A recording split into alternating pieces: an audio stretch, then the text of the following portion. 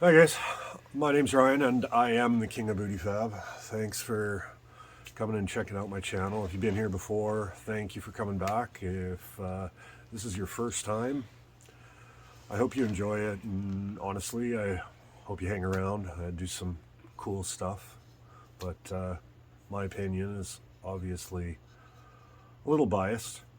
I've got my helper with me. Terrence is going to help me today because I mentioned in my last video that I tweaked my back a little bit, and it turns out by tweaked I meant herniated disc. So I'm moving slow, and everything is painful, but they tell me I need to stretch and I need to keep moving within my capabilities, so that's what we're going to try and do. But we're going to work on the car today. I'm going to start on the trunk lid. Not quite sure what all I'm doing, but you guys are along for the ride. So do me a favor, if you haven't yet, subscribe to the channel.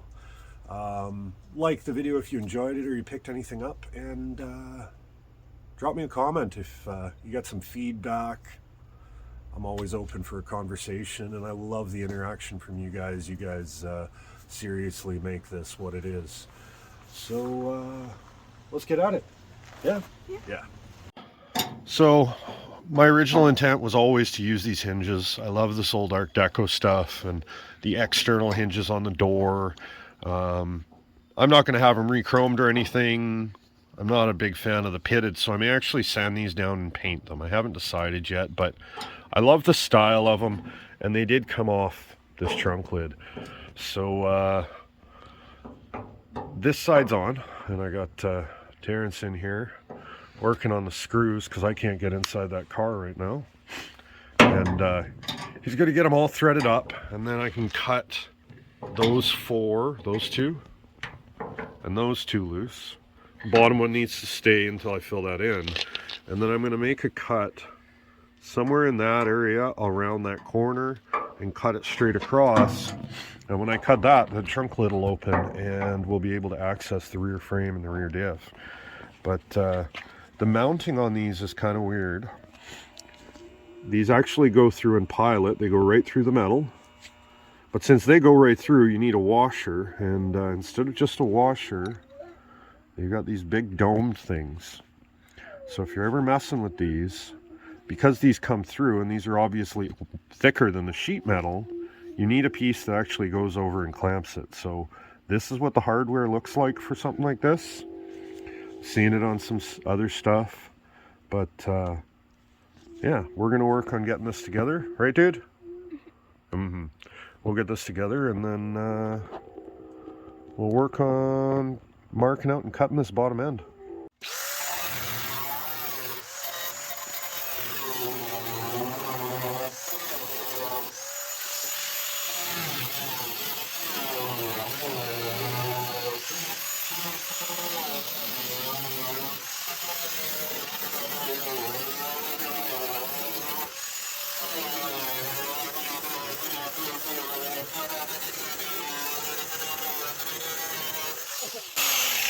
Am I the only one who knows that you're cutting on the wrong line?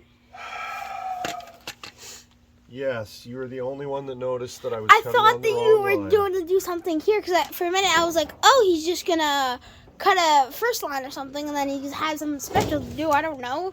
So I didn't know if it was a problem, so I didn't bring it up to you. Well, I think we're making the small trunk lid instead, kid. That's okay.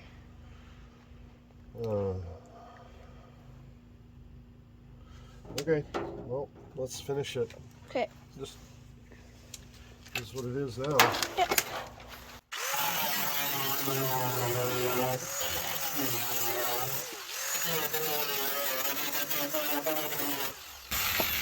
It still looks pretty good, eh? It'll still look good. Woo! And it opens. Perfect. We can live with that. Yeah. Perfect. Well, you heard the boy, and I've said it before. If you're going to mark lines on pieces, scribble out the wrong line. That was my original cut line, which you can see I've cut all the way. The cut line I intended to make but I'm not going to piece 90% of this trunk lid back together, and this trunk is going to be limited use anyways, so we officially have a trunk, and it opens up fairly far, and honestly the second line was just so I could bring it down to the level of the frame. And since I've never been able to see before, that frame, like, it was engineered to go exactly as far as it did, and you can see how little space. So for anybody that ever asks why I spend all the time doing CAD, it's for this. I mean, it doesn't get much closer than that at all. But this won't be filled in as a trunk. This will be access for battery, air system, differential, which you can see takes up so much of that room. You know, it's stuffed in there. A lot of the core systems for this car to work. My fuel cell, I'm planning on putting in front of the diff up here, you know, on the passenger side, but a lot of the stuff I need for this car to work is going to be in the back here, and there was no sense in not having a trunk lid. There was no sense in welding this up solid and just leaving this dead space when I could have a panel. So the trunk lid is officially cut. The hinges are on. You can see the clearance I've got for the diff here.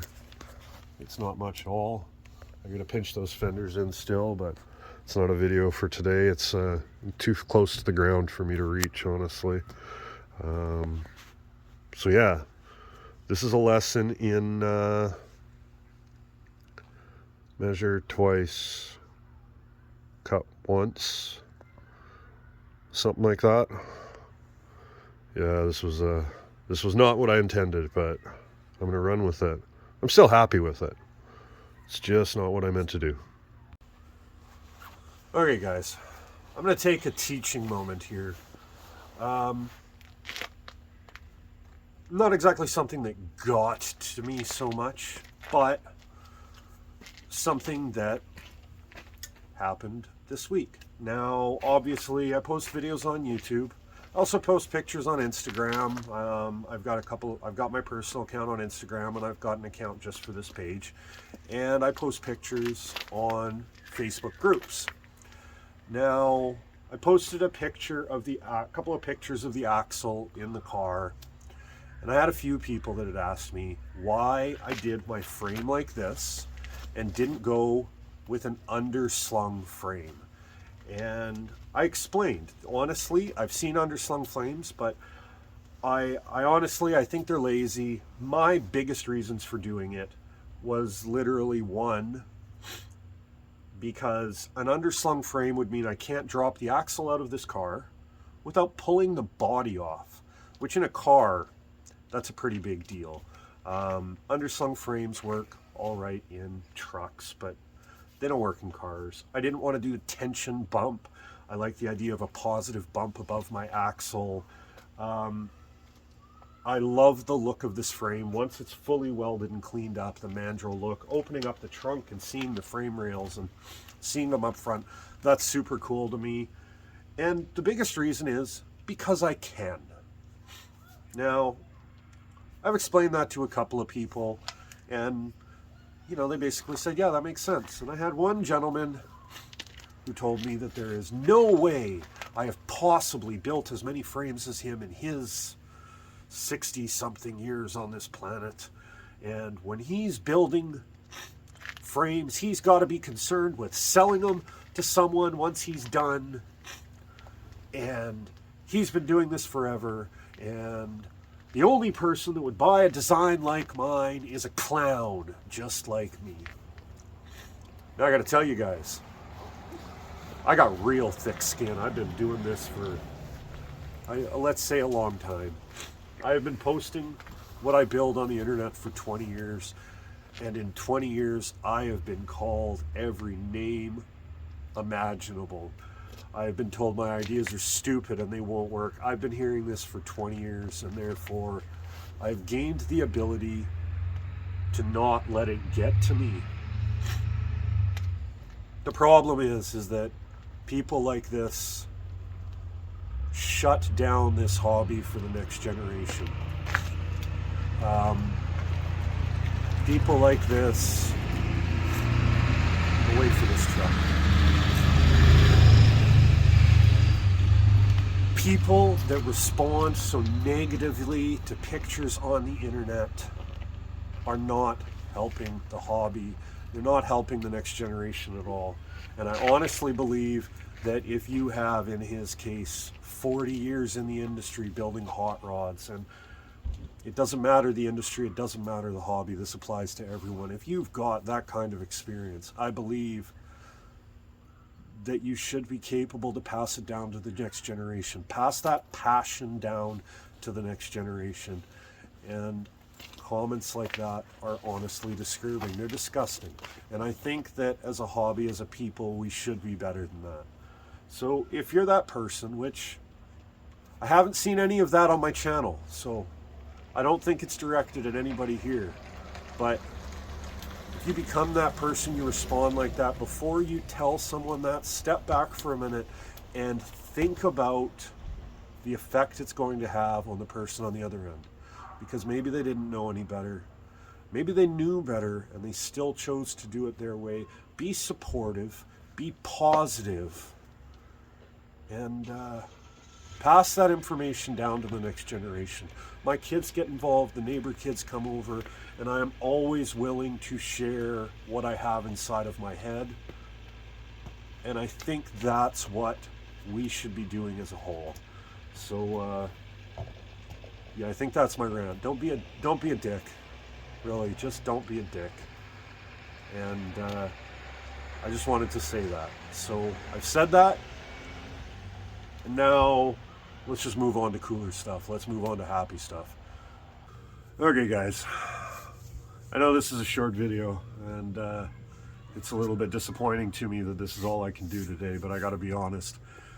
My back is killing me. I can't stand up straight, and I'm trying to get out and do little at a time because they tell me that I'm gonna have more pain if I don't do a little bit at a time. So that was my goal today. I got a little bit done. I learned a lesson because I really should have double checked that cut line, but we managed to get something done, and that's important. That's a big step. I can get in, I can do my rear body mounts. I can get in, and that gives me access to the axle other than just climbing inside the car. It's a big step, even if it was a short one. And I got to thank my buddy Terrence here. Hello. He's been awesome. He helped me out so much today.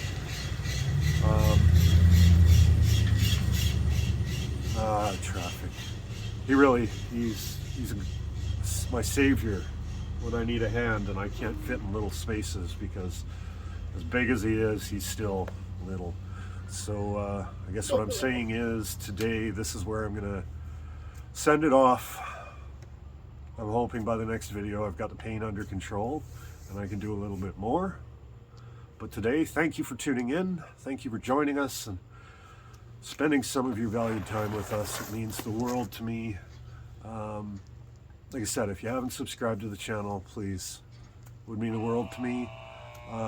Drop me a comment, a like, do the whole YouTube thing, and I will see you on the next one, and hopefully Terrence will too. He's going to do more videos with me. He wants to get more involved, so we will see you on the next one. Thank you.